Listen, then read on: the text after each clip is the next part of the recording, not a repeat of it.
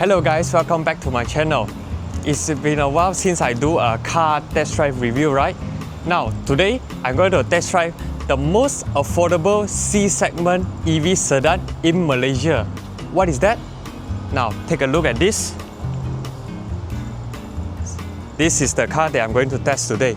This one is a 2025 BYD Seal6 EV. At about 100,000 ringgit Malaysia, you get yourself not only an EV, but it's a rear-wheel drive C-segment. So I'm curious to find out how this car drives. Let's go. So here's the key. It also comes with the NFC key card, which is very nice. And here is the button type keyless entry, and this door handle is similar to the ones in the Dolphin as well as the other two. Now when you're seated inside, you just need to locate the start button right here at the center console. This Seal6 is actually based on the Qing in China, but what is different with the Seal6 in Malaysia is it's aimed to compete against the Honda Civic, Corolla Altis. I'll start with the normal mode first, and the regen I set to standard. And as I mentioned earlier, this one is a rear-wheel drive vehicle. So the overall driving feel is very different from the usual or traditional front-wheel drive sedan. This one you feel like somebody is pushing you from the back. Under this chassis, right, it's called the BYD E-Platform 3.0, which is shared with the Qing in China. So when you're driving this car for a high speed or even take it for a sharp corner, it should be a very nice experience. Now, BYD Seal6 in Malaysia comes with two specs, one being the dynamic. The starting price of that is 100,000 ringgit Malaysia. It is a very attractive pricing, to be honest. The one I'm driving right here is called a premium. This one is priced around 115,000.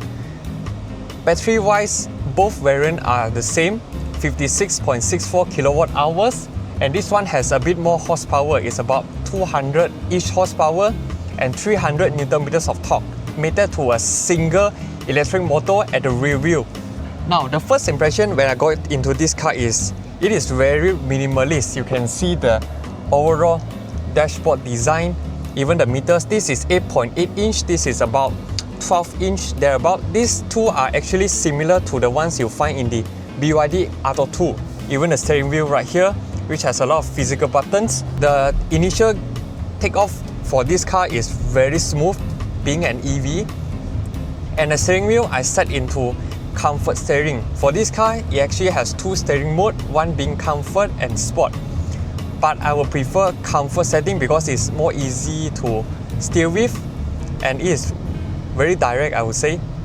It has very minimal free play, and the throttle response is tuned to be a very progressive type, which I really like compared to the early stages BYD, which you step a little bit, the car just gives you all the power. In some circumstances, it may not be comfortable, but in this Seal6, they tune it in a way that it is comfortable.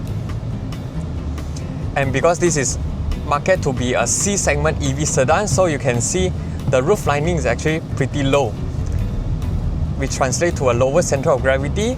And for this premium variant, it comes with a sunroof, which you can open the glass.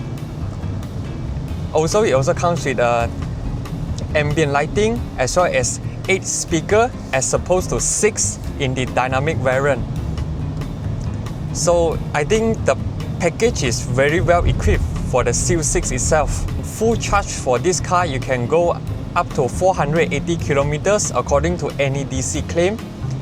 AC charging is 7 kilowatt, DC is 100 kilowatt, which I think is more than enough if you are basically driving it daily. If you are staying landed, even better because you can charge it at home. So now let's take this U-turn. So because this is a rear-wheel drive car, so the steering angle you can put a little bit more. Body roll is minimal, I would say. Wipers and signal is mounted on the left stalk, and the gear stalk is mounted on the right, which I really prefer because it's very convenient when you're doing some parking. You can just flip it to reverse or to drive. Now this car also comes with full suits of adaptive cruise control. You need to control it via buttons on the left spoke of the steering. Now we are going through this rumble strip. Suspension for this C6 is MacPherson strut at the front and multi-link at the back. I think it's a very typical C-segment sedan setup. So going through just now the rumble strip, it can actually filter it pretty well and gives comfort to the driver and the passenger. And the driving ergonomics, I would say, is done pretty nice. And on the screen right here, it supports wireless Apple CarPlay and Android Auto, and when you press the buttons right here, you will enter into a 360-degree view like usual BYD, just that the screen does not rotate, which I don't mind. And it's pretty high res as well. It also comes with a 3D view. So you need to imagine this car as your daily roundabout EV sedan. Then this car is a perfect proposition considering the price tag of this, starting from 100,000 ringgit Malaysia. Where can you find this such package in Malaysia's C-segment market?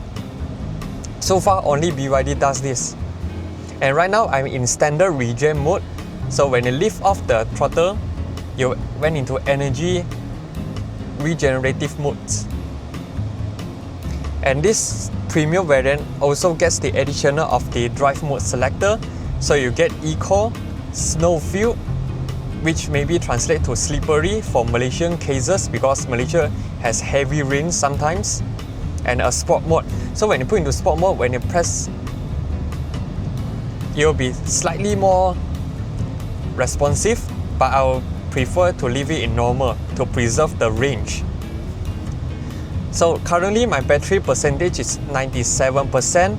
The remaining range is 470 kilometers, which is near to what the factory claim range is. For sound insulation, I think this C6 does it pretty well. I don't hear much wind noise or even exterior noises that much, considering the price tag of this car. So I think BYD is very generous by offering you this type of pricing with this type of equipment. Later I'll do a walk around video and show you more details about this BYD C6 EV. Overall, as a daily driving, right now I'm in Setapak area, which is famous for traffic jam. For an EV, is perfectly suitable in this type of circumstances because you do not need too much of power, and if you are just stuck in a stop and go traffic, you can always activate the adaptive cruise control, which they will follow the front car speeds. And visibility for this car is pretty nice as well, especially the A pillar right here is not that thick. And also for the driver footwell is very spacious, so I can rest my left foot, and this part on the center console right here is wrapped in soft touch, so that if you rest your legs right here, you won't feel hurt, because some cars they will just leave this part in hard plastic. In some cases, it may be a little bit uncomfortable. So yeah, what variant should you consider? If your budget is around 100,000 ringgit Malaysia, if you can stretch a bit more, definitely you can go for the premium because you get a lot more features such as the sunroof, ambient lighting, and the power seat, as well as the speaker. The speaker has 8 speakers, just now I have tried. The sound quality is not bad considering the price tag of this car.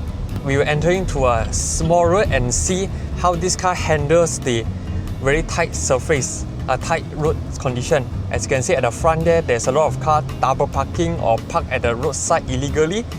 So I just make use of the 360 cam to help me monitor the overall road conditions. And we can also try out the suspension, how this car handles the undulations. This car is relatively new because it only has 798 kilometers of mileage. So we can see how this car performs. Now there's a speed bump right here. BYD said for Malaysia market, the C6 suspension has been tuned to be slightly stiffer compared to the China variant, so which is suitable for us to drive in Malaysia because we have a lot of mountain road, we have a lot of highways. If you have too soft suspension, sometimes you may feel a little bit uncomfortable and sometimes a bit wobble. But this CO6, at least at this kind of town usage, this type of suspension setup, I think is just about right. It is comfortable enough. Plus the seat in this CO6 is using what they call the fox leather, which is very soft. Plus it also comes with a seat ventilation for both front seat for this premium variant. I think this is a godsend feature in Malaysia especially, because Malaysia you have heat and raining.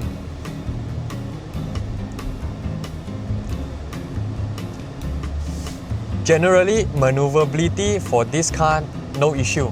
You can just drive it like a normal car and the steering wheel is lightweight enough for you to steer around town like Setapak right here. And this car also comes with auto hold, so when you press the brakes fully, it will enter into auto hold, and when you want to go, you just tap the pedals.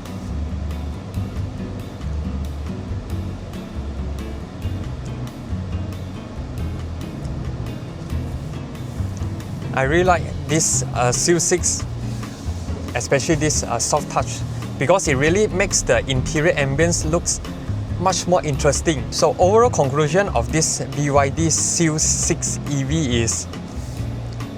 is a perfect town car. Value proposition for this car is pretty good. Plus the charging, although AC only has 7 kilowatts, which is quite normal in EV world in Malaysia, but at least for DC, it offers you 100 kilowatts, which means that for fast charging, in case you have a bit rushing time, this car can just full charge in a very fast manner. So I think this is not an issue, because usually EV at this price range, DC charging, they won't offer up to 100 kilowatt that much. That's why I say this car offers a very good value proposition. So yeah, this is basically my short driving review about this CO6 EV. Be sure to subscribe my channel, like and share my videos. Cheers!